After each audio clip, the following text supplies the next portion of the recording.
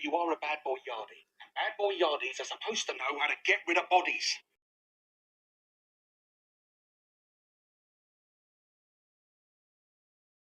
But you are a bad boy Yardie. And bad boy Yardies are supposed to know how to get rid of bodies. So I apologize that we're doing this a little bit after the new year. I wanted to get this video finished in 2025, but got a new computer, a few things that I was dealing with, so that kind of took my time. So people might think to themselves, Yardie, all you've done is complain. What do you have to offer? What do you suggest? I'll be the first to admit that the answer is not an easy fix. It will take time to mend the wounds and soften the blows of some devastating loss. Building a rapport with the other side of the world will take time. It will take time for those to loosen their guard. It will take time for any change to land as cynicism and skepticism remain. Despite all the progress, no one should feel comfortable with the rescinding of chastening's ear to the point where they feel that racism is over. It'll take time to promote growth and prosperity in that regard. Despite the history, some noble and good-hearted people in Soul Haven strive to pave a better path. Many do follow the ways of chivalry and knighthood.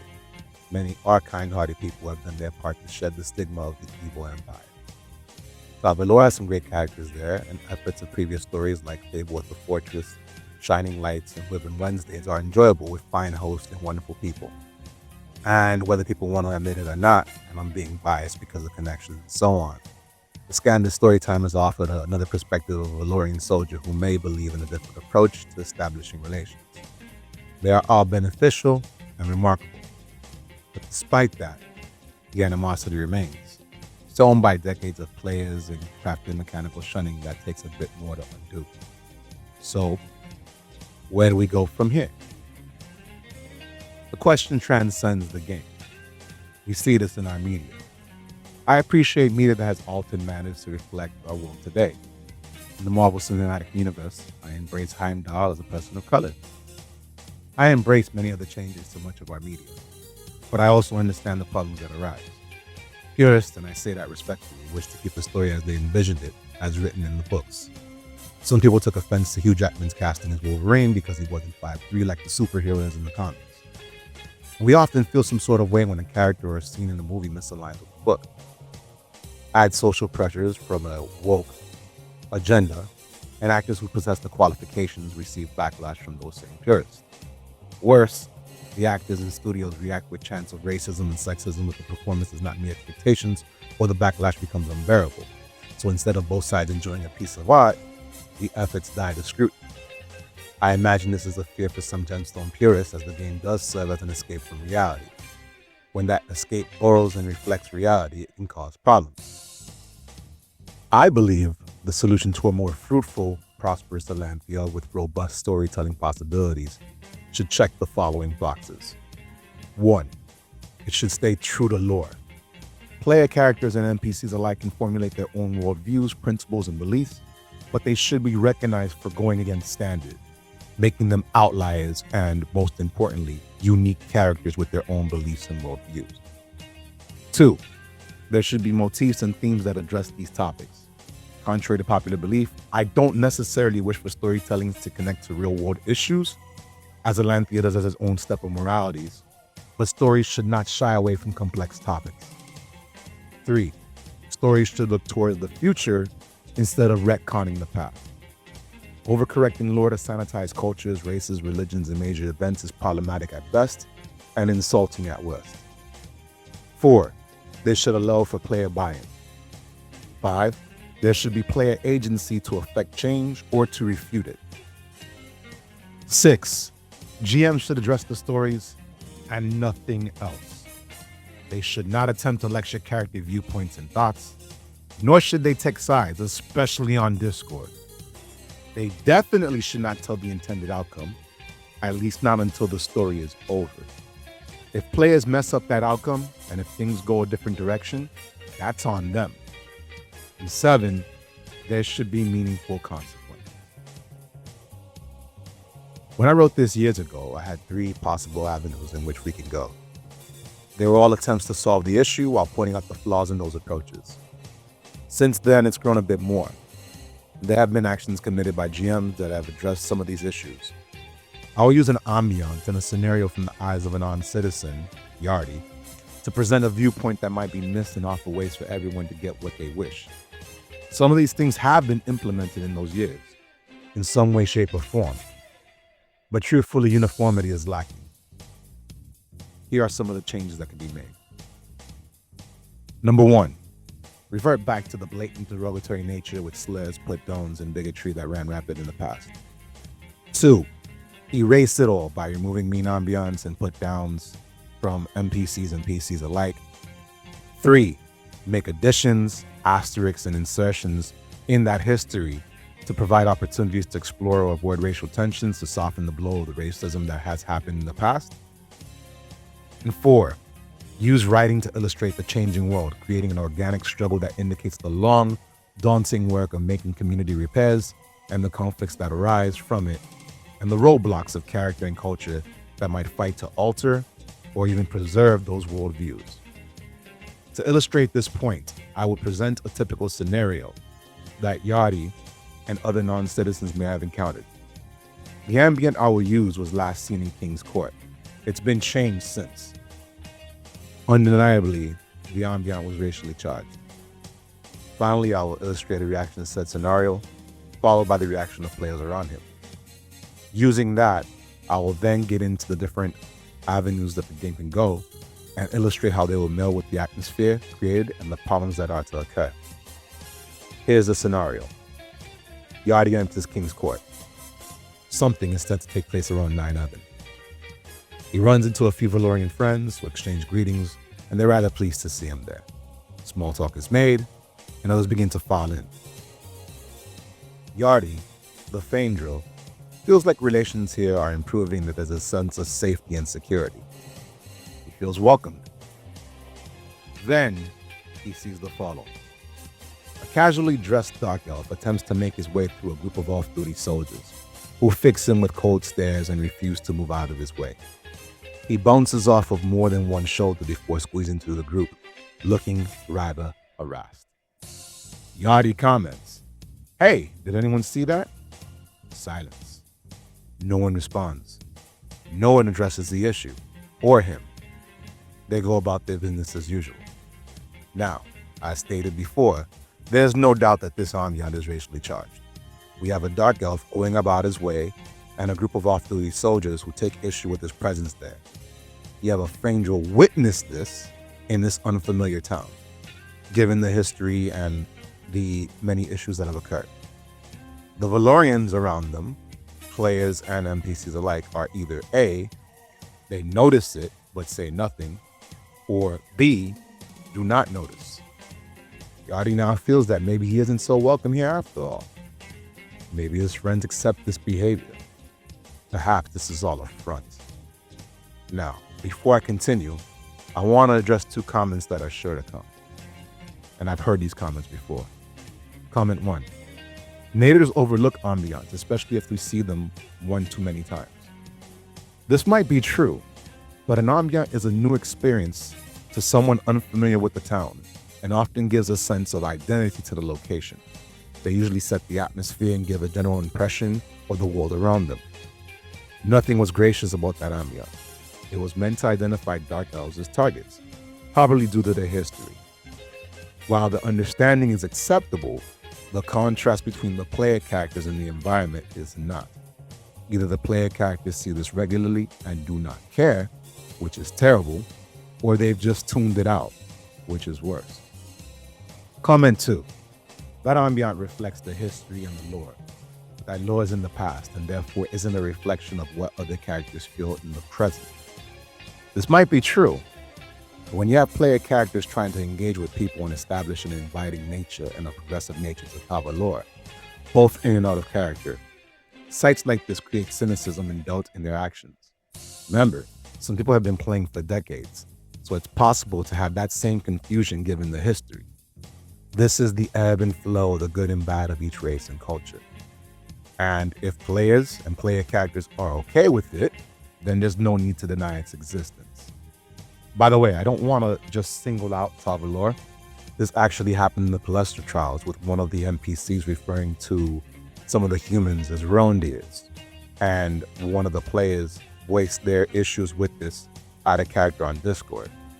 But while it's a problem, and it is a big problem, it does reflect the behavior and the nature of what would be taking place in something like Utah Drill and something like the Palestra trials, especially that being the first year in which they opened it to everybody there. As an aside, while I personally do not have the experiences of real-life racism that individuals, my parents had in the 60s or 70s, I do have my own experiences of racism in history to draw upon. This is not to say that I am equating the ambient as something equivalent to the South in the 1960s, nor am I triggered out a character to the point of calling for pitchforks and torches. I recognize that this is a game. However, the relationship between those feelings are drawn upon by real experiences, and as such, my character's reactions will draw on those feelings.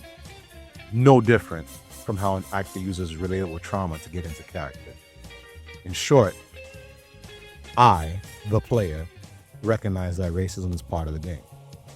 Yardie, the character, will emote what it feels like using me, the player, and my experience as that vessel.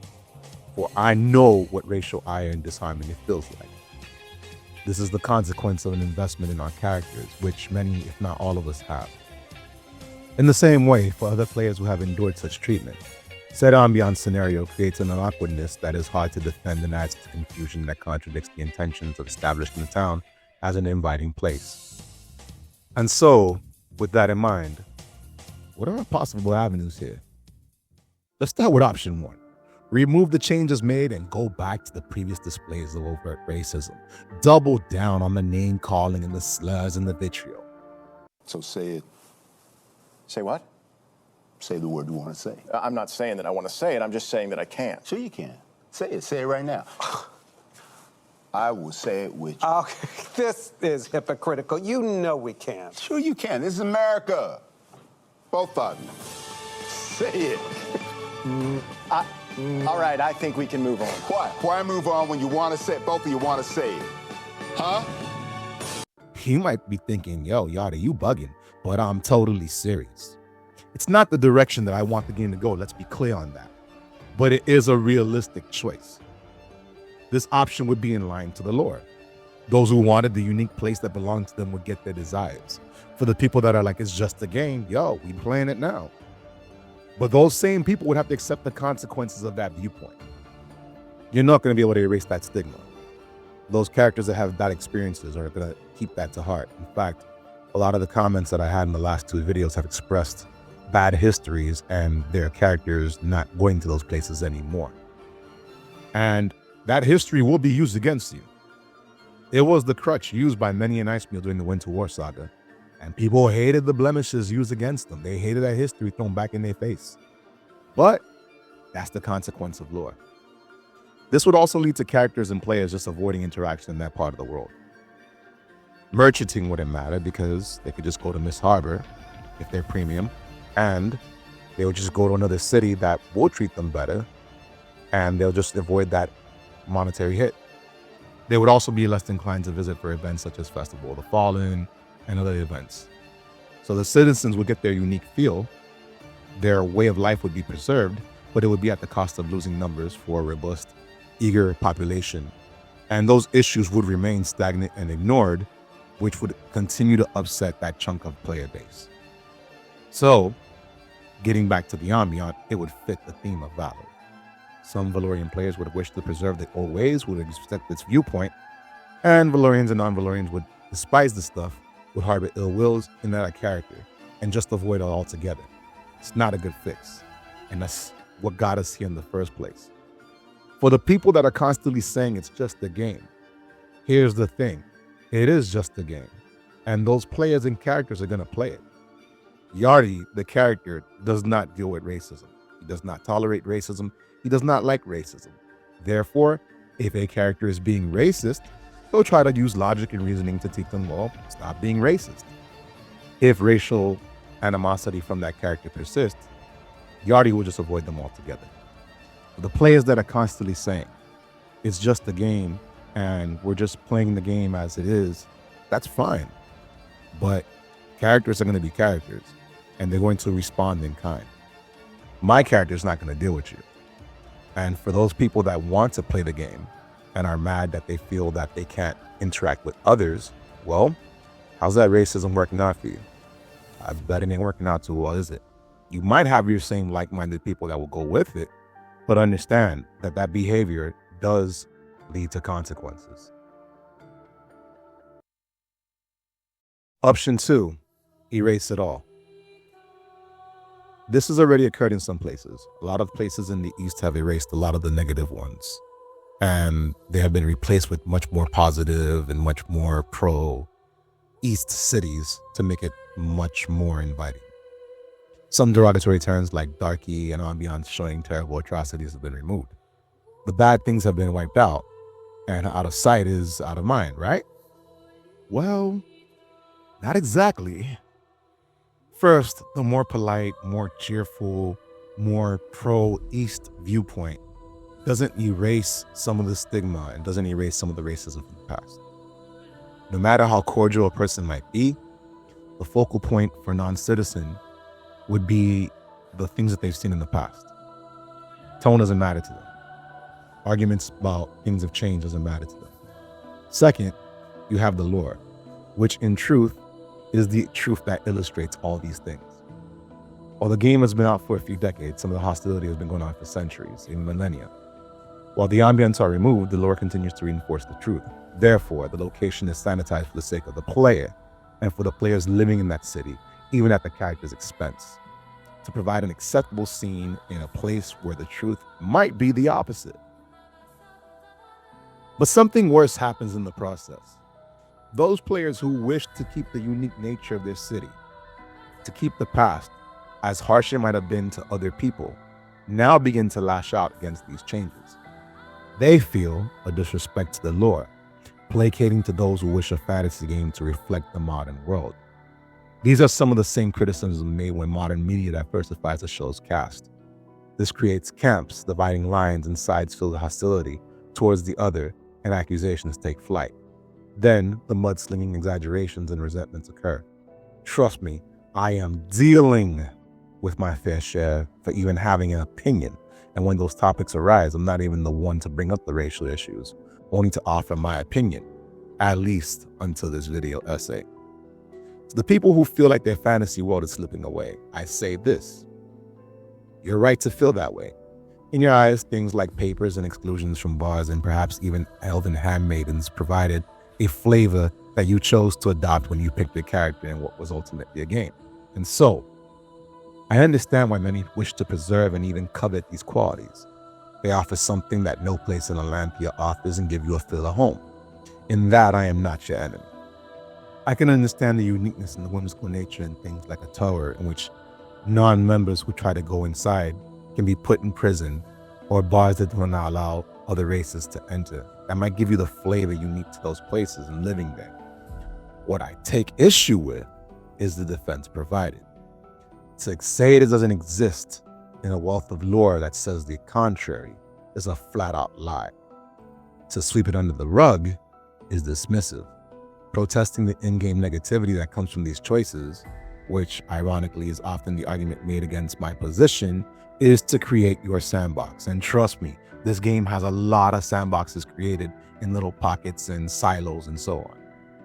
Accepting polite racism that reflects the town you hope to invite goes against those intentions. It insults the player and the character while trivializing their concern. So going back to that ambient, Yardie has already seen this. Just because it's gone doesn't mean that he's now going to forget about what he saw. He is now going to ask questions. What happened to that dark elf? Did he get better treatment? Was he found in a back alley beaten up? Was he killed? If you're a dark elf who started off in Tavalor and you saw these things before, are you supposed to believe that now that those ambients are gone, everything has changed overnight? Let's not kid ourselves. Even when Chasten's edict was rescinded, which I praised, it is ridiculous to think that it will not take a long time for non-human races, and particularly half-elves, to believe that a better day has arrived. It should be expected that there will be resistance from those who benefited from the edict, players and non-player characters alike. The night after the rescinding, the Blameless attacked the landing, and there were those who chanted, "The edict will continue." I believe this was Kenstrom's way of showing that the change and the rescinding was not something that everybody accepted. This is a believable reaction, and it served to respect the lore while providing conflict between and within races. To simply rescind without any follow-up, which has happened quite a lot in this game, is terrible. Option 3, retcon, retcon, retcon. Retcons often serve as the alternative to direct removal, but in this case, as being implemented, it's working in tandem with option 2 and the said deletions. Change can be good, and on the surface, it does appease those who fall on the receiving end of scrutiny, but it also provides a false sense of change, and in some cases, no change at all. Worse, it demands for people to erase their characters' feelings and experiences etched in lore, their character experiences, their character backstories, and the like to appease others. Where buy-in is optional, often this direction is forced. Let me give you an example using the Helgris change as a backdrop. Most people, they remember being forcefully shooed away from the establishment. Now let's look at its current iteration. As you move to enter the tavern, you are blocked by a soldier who is on his way out. Nodding in your direction, he says, "Helgrith only caters to elven citizens, but there are several other establishments that would love your patronage." Now, on the surface, this seems cordial and even polite. But polite racism, as I said, is still racism. The gentlemanly affront loses its grace when you break down the elements. 1. Helgrith's history is one where racism was and is at the forefront. Politeness does nothing to change it, nor does it do anything to change the person receiving it. 2. Helgrith himself could not be bothered to address the character. He's dismissive. Suddenly, said politeness is not as wondrous as it seems. 3. Instead, a soldier on his or her way out, a person of military might and authority, enforces said decision as if the person entering it is, at best, a nuisance and, at worst, a threat. They are keeping the status quo in line. 4. The person emphasizes service for those of elven races. If you are a dark elf or a half elf, you would think you fit the bill, but that difference sure is highlighted. And 5, ultimately, the establishment still bars certain races from entering. What has changed aside from a few choice words? Nothing. It is still the same racist establishment enforced by people who accept said racism. And sure, we can shift the onus to the racist owner. But the patrons and the soldier all know the racist rules and work on behalf of the owner without even needing his acknowledgement. Now, because of a soldier's intervention, it's not just Helgriths, it's Tal Valor. For the player, the sanitized version illustrates the meta-safe effect that did very little and goes against some of the statements of change made by other players and other NPCs. For the character receiving it, it is far more insulting and condescending. For the people trying to make Tal Valor inviting again, while adhering to this ugly past, I say this. You are doing your cause a disservice by doubling down on this rhetoric. Pick a lane. This sanitation only compounds a problem that seems prevalent in Gemstone, and that is, what is universally agreed upon in Elanthia? If it is decided that Tal Valor and the East still discriminate, then the issue of discrimination and racism remain. The erasure of ambiance and the removal of some restrictions without explanation only provide a meta justification. And if King Kalanor is a reflection of the pulse in Tal Valor, then the uniqueness of his progressive stance means nothing, for there are no distinctions in character according to that statement and according to people like Helgrith. This does a great disservice on King Kalanor, who I find to be a complex, layered character with his own personality, traits, and beliefs. Some of those beliefs being in opposition to the traditions of Tal Valor. It comes across as very progressive. So, in theory, retcons remove harmful elements. In practice, it is dignifying the things that people fear in media. And while I appreciate the gestures, actions, and hard work the GMs have put in, I think erasing neglects the crux of the matter and dismisses decades of gameplay and eons of lore that have shaped our characters. The retcon game has also created some good and bad moments regarding lore and the introduction of new characters. From my guesstimation, the Evashir are dark elves. That term has been a term in contention. I'll get into that later. Who may have former connections with Feindril and Dana, but have created a culture from abandoning either or for something less vile or something less stigmatic, if you will. Make no mistake, as a whole, the lore does paint out the two dark elven cultures as evil, so it's no coincidence that this new culture now checks the box of dark elves who do not have said baggage, and thus may not fall into the evil dark elf category.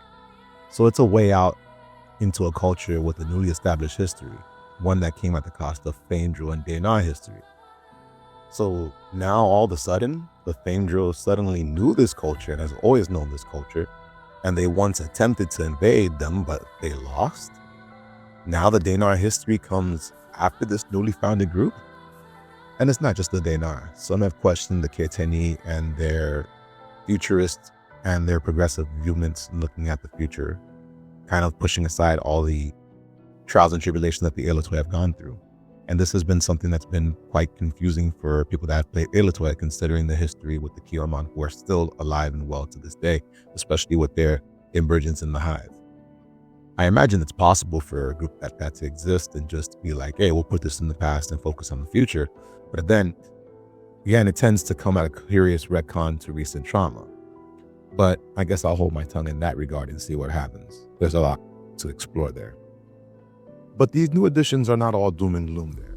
And some of these retcons have been very positive and much needed. Many of the half-Groven changes regarding their history and lessen the sting and the violence of it, offering something less tragic and visceral as the previous iterations of the Groven nature without completely removing them. In this, I feel like a retcon was acceptable and more than useful. I would also highlight the creation of the Vanadri Chiras, and most prominently the players who took the idea and made it flourish. I had fear that the concept of the Chirasi would be a culture so removed from half-elven plights that their wandering would serve as a disconnection to those issues like Chaksta Zedek. Instead, the Vanadri characters I have encountered seem to acknowledge those negatives and use that to bring people together. I worried that they would be isolationist and distant from history as to downplay it. Instead, wonderful characters like Caristal and Helnora have used that to strengthen the bond of their Van, embracing others, respecting the history, and working to either make changes from their station or demand their oppressors to do more than just words. The history remains in the back of their minds as they distinguish themselves. When done strategically, retcons can play a pivotal role, but only if Chesten's fence is acknowledged and respected. Option 4. Acknowledge the past, raise awareness, and create new stories to usher a future with the prospect and potential of change. Connecting change through role-play stories and opportunities is the logical choice. They become historical landmarks that promote excitement inside and out. They foster dialogue and gossip afterwards. They allow for the introduction of new characters who may embrace or challenge some of the cultural tenets. They enable the characters to stand out from their core beliefs like King Kalinor. They allow for character reflection and for player characters to stand out in their core principles. They help believably shape the world around them. They are subject to resistance and conflict, which can be healthy when appropriately handled. Ignoring the conflict entirely because of character or player reluctance to face these concerns or due to worry about cynicism causes more harm than good. If issues are never addressed, no change occurs. If ignored, it can lead to social acceptance that may fracture friendships. All of this is challenging for sure. But it's far better than living in a world of lies and hypocrisy, where some welcome other races while clinging to the old ways. During my time in Taba lore, many characters have engaged in character conversations and attempted to make changes. Aureliano, Telanthrio, Agathalea, Ursus, Alicia, Crystalina are just a few examples. Those moments are significant for a character, profound even, but they hit harder when coming from someone of authority. King Kalinor often speaks metaphorically about shutting borders and opening walls to trade and education. This carries a lot of weight. His words reflect the good efforts characters have made or tried to make. Do I expect Tavalor to be fully inclusive? No, and that's okay. Still, getting validation from the king that there's an effort or an attempt to improve means a lot. There's an acknowledgement of fault, and like many places, there's often pushback from within against such behavior. Several player characters considered opening Mistwatch to everyone, and I'm okay with that. Several oppose it as well, citing history and believing those gestures went too far. And this was something that was touched upon before Nations on the Brink. I'm okay with that too. Now you have diversity in thought instead of hive minds following whatever the GM tells them. If Helgriff wants to be racist, let him. If a faction of Tavalorians resist change and cling to the old ways, allow it. There's potential for storytelling, internal conflict, and characters standing up for what they believe is vital. It can create small stories that depict the city as resistant to change, yet trying to let go of its history of lore and traditions that may still hold on to. Suddenly, this atmosphere gains a deeper understanding. And then getting back to that casually dressed dark elf, being bullied and harangued by those soldiers, all of a sudden, now we can acknowledge both the good and the bad. The dark elf in town now understands that there are layers to Tavalor and that it remains an ongoing struggle. And those changes gradually unfold through the story and characters. They will lead to a resolution that most of the player base will understand, whether that resolution is good or bad. I assure you that the impact of removing the sewer trench would be greater if a small event had highlighted and addressed it.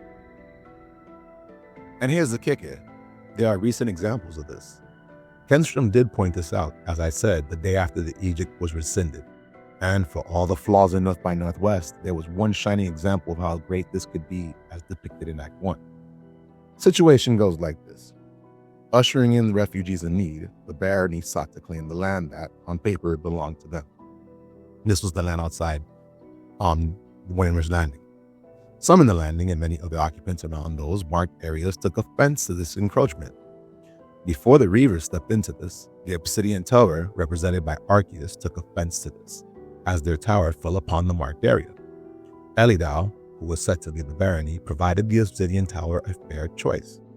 They would be left alone to do as they do, and their land would be theirs, if they denounced and abolished the practice of slavery. So what did this do? It established Elidal as his own character with his own principles. One that I must admit that Yardie, my character, actually liked at first in Act 1. They presented an option for a cultural change to a specific faction without completely retconning the principles of the DNR.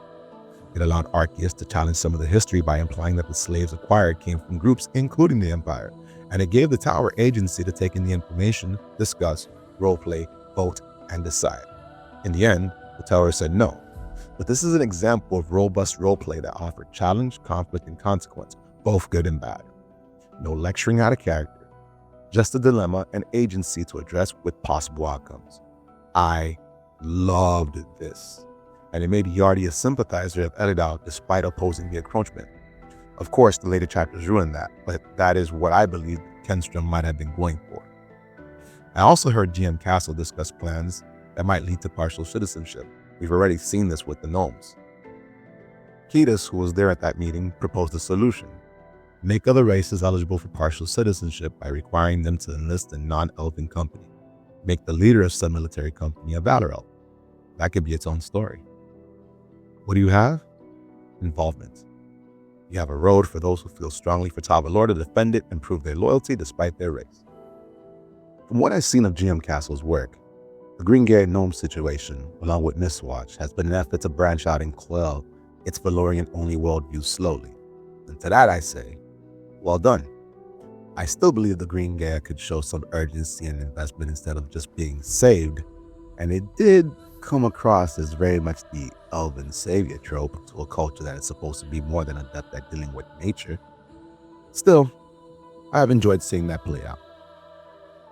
The obvious drawback stems from flaws in implementation and, most notably, from buy-in, or in the case of North by Northwest, a refusal to do so.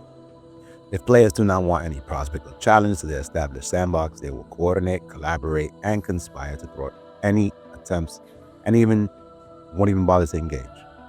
Now, while I praise Gemstone on many aspects of North by Northwest, I also criticize his connection to sides, inadvertently leading people to feel that they were right out of character, and that anyone whose character beliefs fueled the opposition was labeled an out-of-character interloper. The situation with the Tumzarian Empire has been a tough hill to climb. I understand. Race and town experts develop their homerism towards their areas and population. People have been playing and GMing for so long in those areas that they're basically in lockstep with those places. That's fine. But such homerism shouldn't be used to ignore historical context, especially when that history is still recent. To put in perspective, comparing art to real life, the civil rights movement was about 60 years ago. For some of y'all, that might be a long time. My father, who is alive as of this recording, experienced it and lived it. 60 years is just a blink in history. Imagine a war from 300 years ago to an elf who can live for over 1,000 years. That's the challenge of writing it out. And that's the challenge of writing out of it. But going back to the first issue, if there's no ownership, understanding, or empathy for these issues, or if there's a deliberate denial or dismissal of the lore, then you are ignoring the real problems, sending mixed messages, and giving characters little reason or incentive to foster change. When North by Northwest concluded, Jim Kenstrom created a feedback thread where we could submit matters anonymously or post them publicly. I wrote my feedback in a Google Doc, outlining the pros and cons of the circumstances that had spiraled out of control over the years. As the story unfolded, I expressed the struggles of both sides and offered sympathy in a comprehensive 6-page write-up. The link will be in the description just as I wrote it. I haven't altered anything except for one time where I pressed the key by accident and I just reverted it. I used an analogy I had previously employed to describe similar challenges faced by people of color with law enforcement, highlighting the gaps in understanding the intentions of both sides, the altruistic goals, the demands from communities, and the often cited police solidarity when these accidents happen. Instead, there was merely a focus on that one paragraph. The entire post was taken down twice. I received 2 warning interactions. I was subsequently removed from the MHO I was part of. And of all the people that were upset, I only had one person I spoke to in depth about the matter. The rest didn't want to speak to me. And my stance has been taken as an excuse to make ourselves the protagonists of a story, which is another flawed frame of mind that I might save for another video. Truth, neither side was the protagonist in North by Northwest, nor are they in most of the GM stories. If anything, in my mind, North by Northwest was the story of Eldal, and we helped shape that frame of mind and help conjure the frame of mind and the behaviors of that person.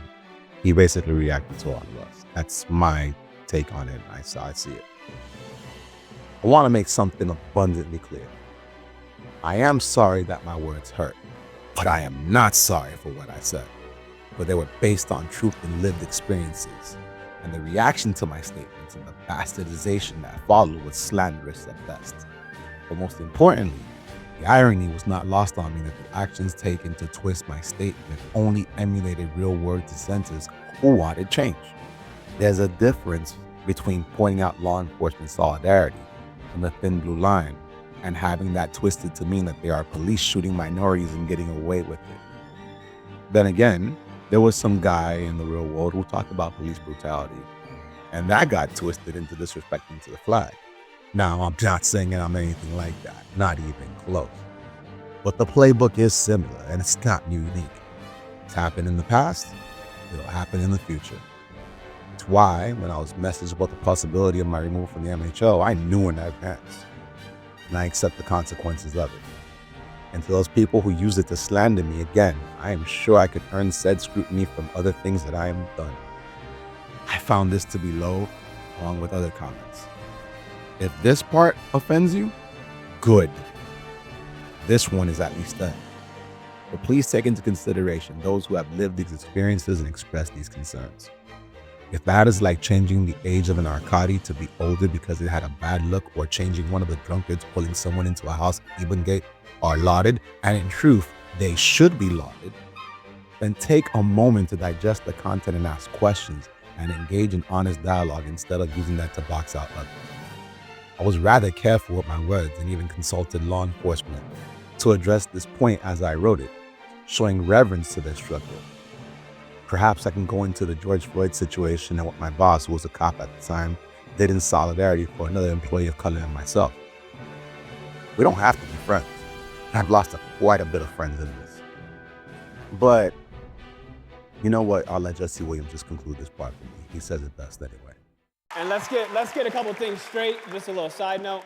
The burden of the brutalized is not to comfort the bystander. That's not our job. All right, stop with all that. If you have a critique for the resistance, for our resistance, and you better have an established record of critique of our oppression. If you have no interest in equal rights for black people, then do not make suggestions to those who do. Sit down.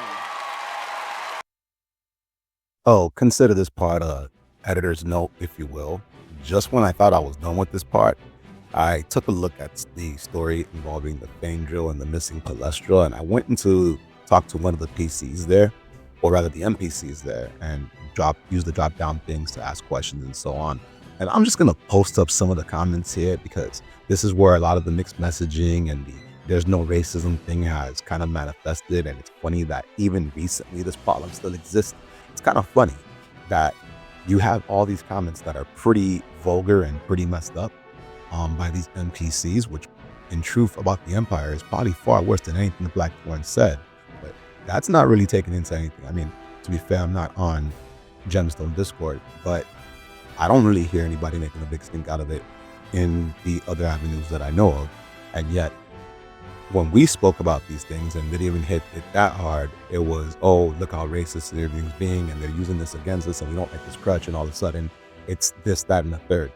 It made it very clear, very, very clear that it really wasn't the racism that was an issue.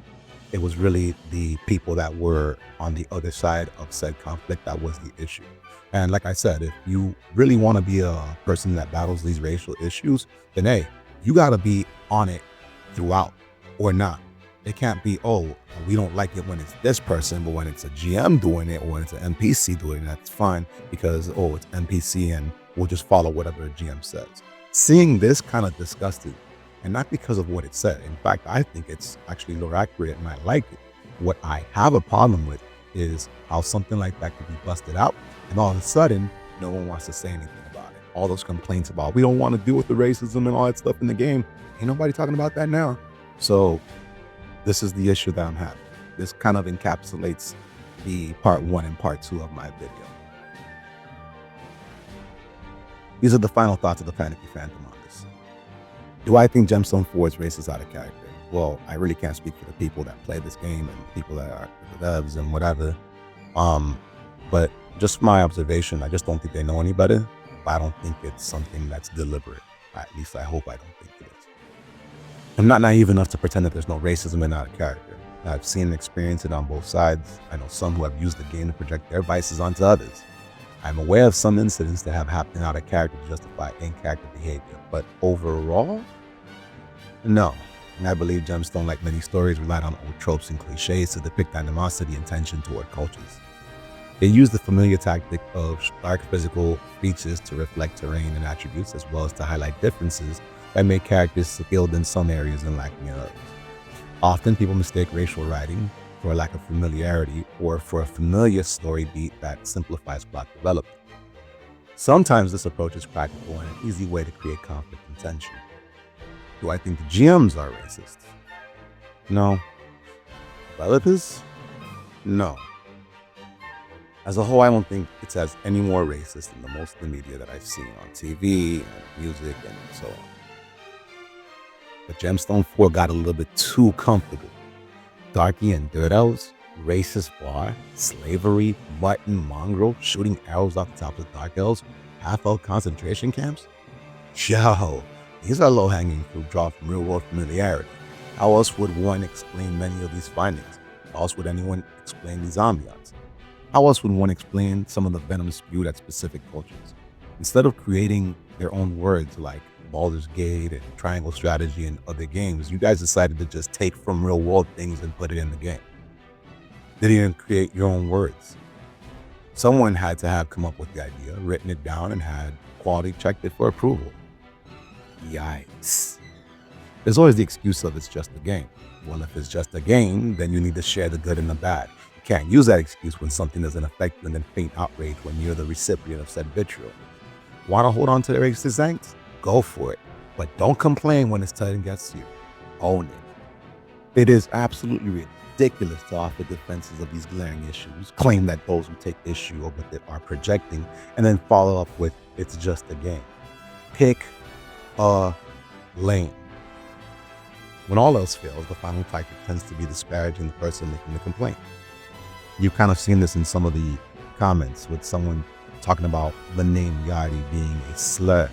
I keep telling them that it's in honor of my Jamaican cousins, but they don't want to hear that. And they chose to focus on that instead of the minutes and, in truth, hours of comments that I said. Those people ain't in this seriously. They're not trying to go and offer some kind of honest viewpoint. Before I go on, I will humbly admit that I play a polarizing character and hold polarizing viewpoints. I don't see things like others do, and to be frank, I don't fit the bill for the typical Gemstone player. I am not generalizing what the Gemstone player is. I am merely stating that I am not it. I'm also aware that my personality can rub people the wrong way. Still, I recall when this argument first occurred, people attempted to negate my experiences and viewpoints by attacking my character and, on some occasions, attacking me, the player.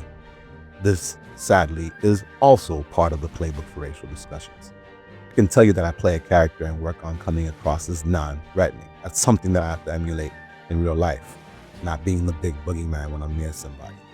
And yet, there are groups out there eager to label me as a gaslighter and to make comments far worse than to discredit the validity of my words and concerns. It took me posting the ambiance for my viewpoints to be considered, and even then, there was pushback. On the flip, I don't tolerate those who voice their concerns for people of color while amplifying so fiercely that they mute the very people that they're trying to defend. An ally is excellent, and historically, we need those voices to join the fight.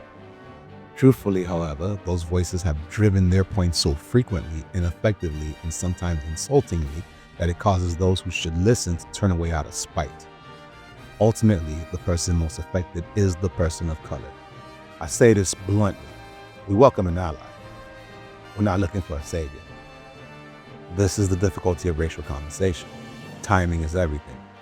Without George Floyd's death during the global pandemic, the movement would not have occurred.